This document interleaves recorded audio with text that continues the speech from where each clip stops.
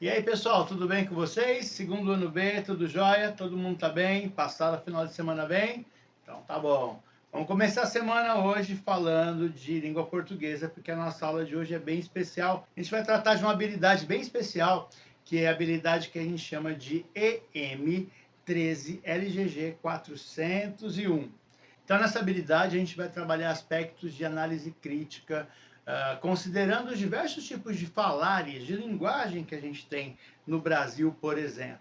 Considerando a parte geográfica, a parte política, a parte social, enfim, várias práticas que a gente vai utilizar no nosso dia a dia, mas principalmente nós vamos combater e vamos falar também muito mais profundamente sobre um negócio que é bem chato, mas necessário de conversar, que é o preconceito linguístico. Vamos lá?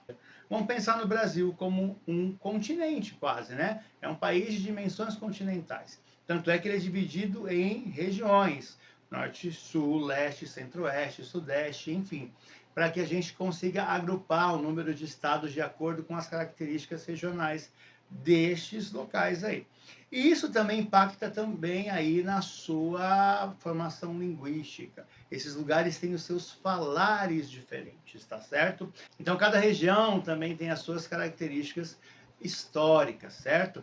Porque cada lugar, cada região desse Brasil foi colonizado, foi conquistado, foi, enfim, habitado por pessoas de outros lugares. Também tem outro aspecto bem legal, que é um fenômeno social. Você já parou para pensar que a classe social, o conjunto de pessoas que está em grupo também se difere na hora de falar? Imagine que se você está numa igreja, você vai ter um tipo de conversação, um tipo de palavras diferentes, tá certo? Do que aquela conversa que a gente vai ter mais informal no jogo de futebol ou aqui mesmo no intervalo da nossa escola.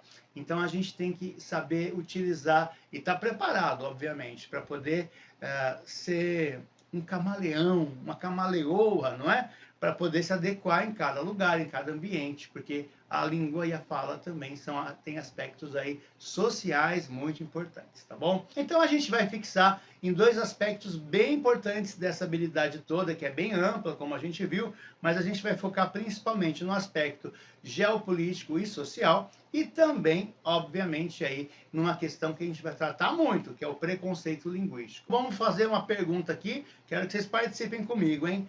Olha só, como é que se chama aquele alimento que é uma raiz, é consumido no Brasil inteiro, ele é marrom por fora e branco por dentro? Alguém arrisca? Mandioca, muito bom, Richard. Quem mais? Quem mais sabe o que é? Mandioca, mandioca. Aipim, aipim, também aipim. Tem algum outro nome? Paulo? Macaxeira, isso, meu querido, macaxeira. Cheguei onde eu queria. A gente acabou de descobrir que esse mesmo negócio, que essa raiz, marrom por fora, branca por dentro, tem três nomes no Brasil: mandioca, aipim e macaxeira. Você sabe por que ela tem essa diferenciação de nomes? É uma questão, obviamente, cultural, social e geográfica. Vou explicar para vocês. Primeiro, a mandioca, que foi o que a gente ouviu por aqui primeiro, ela vem de origem guarani e ela está muito mais presente na região sul e sudeste do Brasil, tá certo? Porque os guaranis estão por aqui também. E ela faz parte de uma lenda bem legal, que é a lenda da manioca. Já o aipim, ele está presente na região norte e também os capixabas e os cariocas, que têm o costume de chamar o que a gente chama de macaxeira aqui de aipim. Já lá na área do Nordeste, a gente tem o termo chamado macaxeira, como o Paulo falou. E é bem legal a gente entender que lá também é uma linguagem tupi, só que está muito ligado ao termo macaxé, que é um tipo de raiz, né, comestível que tem no litoral do Nordeste. Olha só que bacana e que riqueza, né? Agora, o que é interessante a gente entender?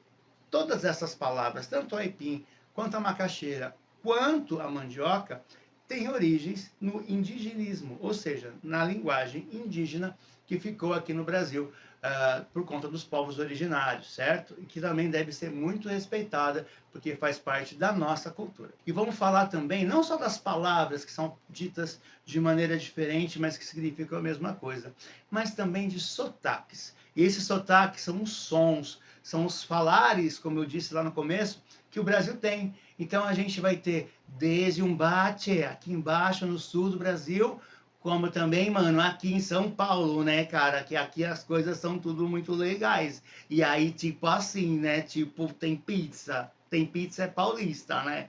Agora, se você for ali, mais ou menos, pro Rio de Janeiro, você vai ter um som do X mais chiado. E lá no Nordeste, aquele sotaque maravilhoso, aquele som mais cantado que a gente escuta por aí. O importante é saber respeitar essas sonoridades, esses sotaques, porque afinal de contas, todo mundo aqui foi criado e foi construído a partir das nossas histórias, dos nossos costumes.